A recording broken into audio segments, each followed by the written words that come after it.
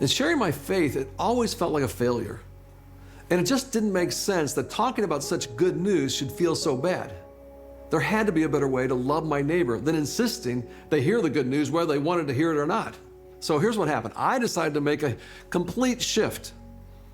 No more verbally assaulting people with the gospel. And for the next several years, I just focused on living like Jesus.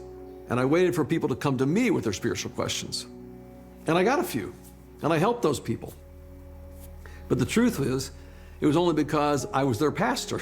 It was my job to live like Jesus and to answer their spiritual questions. The church we started, it grew. It actually spread to multiple locations. And we did see lots of people discover God's love and follow Jesus. And that was awesome, so awesome. But what I seldom saw were people in my neighborhood coming to know God's love.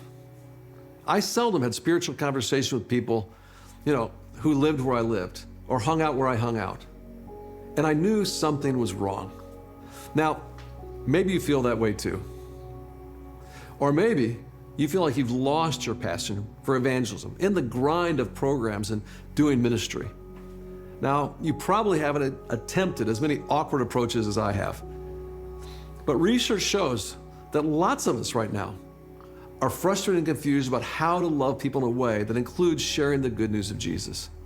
In fact, surveys show that as believers, we are really confused about sharing our faith.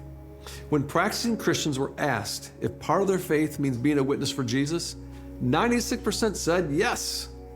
And when asked if the best thing that could happen to someone was for them to come to know Jesus, 96% agreed yes.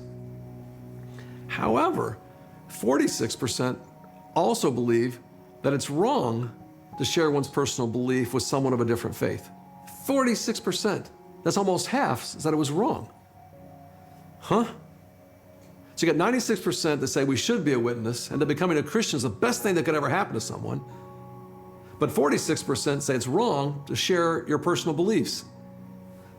How does that even make sense? Well, it doesn't. And the data shows, I think, just how confused believers are about sharing the good news of Jesus.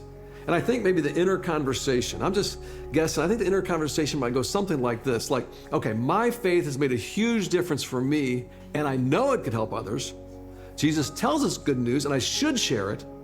But whenever I try to present the gospel, I feel like I'm, selling a used car, I'm part of a pyramid scheme. So maybe what I'm hearing from society, that evangelism is wrong, is actually right. And perhaps I shouldn't even try doing this. You ever find yourself thinking along those lines?